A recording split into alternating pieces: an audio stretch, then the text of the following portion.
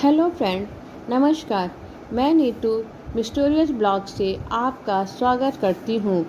आज हम आपको बताएंगे कि हरियाली तीज व्रत कब है, इस व्रत में हमें क्या करना चाहिए, क्या नहीं करना चाहिए, इस व्रत में कौन सी सामग्री ज़रूरी है, सब कुछ बताऊंगी। अगर अभी तक आपने मेरे चैनल को सब्सक्राइब नहीं किया है तो सब्सक्राइब कर लें और बेल आइकन को दबा दें ताकि मेरी आने वाली वीडियो की नोटिफिकेशन आपको मिल जाए। अब ये वीडियो बहुत ही महत्वपूर्ण होने वाली है आपके लिए। पूरी जानकारी आपको देने वाली हूँ। सावन माह में शुक्ल पक्ष की तृतीया तिथि को हरियाली तीज मनाई जाती है। इस दिन माँ पार्वती और शंकर भगवान की पूजा होती है। सुहागन औरत अपने पति के लंबे आयु सुहाग वृद्धि के लिए ये व्रत रहती हैं, वो भी निर्जला। इस व्रत में हरे रंग का विशेष महत्व है, इसलिए हरी साड़ी, हरी चूड़ी या हरी लहठी जरूर पहननी चाहिए और 16 श्रृंगार करके ही माँ का पूजन करना चाहिए, क्योंकि इस दिन माँ पार्वती ने बहुत तप करके शंकर भगवान को पाया था पति के रूप में। तीज के पहले वाला दिन खाए नहाए का दिन होता है। इस दिन सुहागन औरतों को सुबह बाल धोकर नहा लेना चाहिए और मेहंदी भी इसी दिन लगा लेना चाहिए और भोजन शुद्ध शाकाहारी करना चाहिए। भोजन में जैसे बैगन, मूली, मसूर का दाल आदि का नहीं खाना चाहिए। व्रत के भोर में सहरी किया जाता है। सहरी में आप जूस, चाय, नींबू का पानी, ग्लूकोज पी सकते हैं।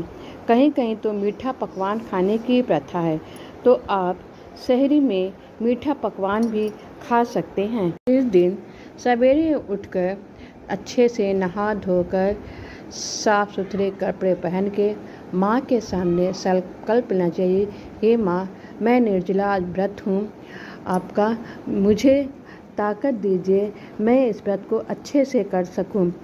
का संकल्प लेके फिर दिन भर हमें पूजन की तैयारी करनी चाहिए कि अच्छी तरह से।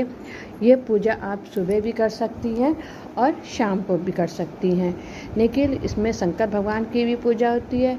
अगर इसलिए ये पूजा आप शाम को करती हैं प्रदोष काल में तो बहुत अच्छी होती है। अब इसको पूजा कैसे करें, तो इस पूजा को करने के लिए आप पहले एक साफ चौकी ले लें। चौकी पे एक लाल या हरा कपड़ा बिछा दें। उस पर भगवान शंकर की और माँ पार्वती की अगर मिट्टी से बना सकते हैं मूर्ति तो ठीक है, नहीं तो आप फ़ोटो रख भी सकते हैं। फ़ोटो रख लीजिए और फिर जितनी जो ऋतु फल है, मिठाई है, जो भी चढ़ाना है वो आप रख लीजिए। उसके साथ साथ एक श्रृंगार का सामान जिसमें चूड़ी हो, आलता हो, नेल पॉलिश हो, लिपस्टिक हो, बिंदी हो, कपड़ा कोई हो, साड़ी हो, वो रख लीजिए चढ़ाने को माँ को, जो आप उसको इस्तेमाल कर लीजिए बाद में माँ का प्रसाद समझ के। इसमें एक और होता है जिसमें कि सास को सगरी दिया जाता है। उसके लिए भी आप एक साड़ी ले लीजिए, एक वो ले लीजिए, चूड़ी ले लीजिए, बिछिया ले लीजिए, नेल पॉलिश ले लीजिए, मेहंदी ले लीजिए, बिंदी ले लीजिए, वो चढ़ा दीजिए और फिर जब पूजा हो जाए तो अपनी सास को दे के उससे अपना आशीर्वाद उनसे ले लीजिए।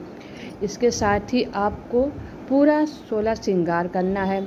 अच्छे से हरी साड़ी पहन लीजिए, हरी चूड़ियाँ पहन लीजिए, हाथ में हरी नेल पॉलिश लगा लीजिए और मेहंदी तो आप पहले से लगाए हुए हैं, पैर में आलता लगा लीजिए, माथे पे बिंदी लगा लीजिए और मेन जो है जो शादी का सिंदूरा होता है उससे अपनी मांग को भर लीजिए, गले में मंगलसूत्र डाल लीजिए।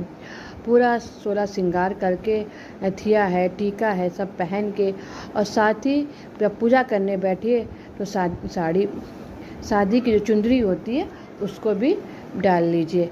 बहुत ज़रूरी होता है क्योंकि ये हम सुहाग का व्रत है।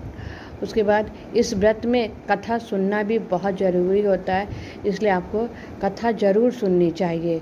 जब कथा हो जाए तो माँ का आशीर्वाद लेके अपनी सास को सरगी दे दीजिए और उसके बाद जो है आप सुबह उठ के फिर दूसरे दिन आप स्नान करिए माँ के पास आइए, उनसे आशीर्वाद लेने के बाद जो सामान आपको रखना है रख लीजिए और सामान को विसर्जन के लिए दे दीजिए। और उसके साथ ही एक दान भी देना चाहिए, जिसमें कि चावल हो, दाल हो, नमक हो, हल्दी हो, आलू सब्जियां हो, जो पंडित को दान देना चाहिए, जो कि काफ़ी अच्छा था। इस व्रत में दान जरूर देना चाहिए, जिससे कि आपका सुहाग बना रहे और आप सदा सुहागिन हो। अगर आपको ये मेरा वीडियो अच्छा लगा हो तो प्लीज़ लाइक कीजिए, शेयर कीजिए। धन्यवाद। Thank you.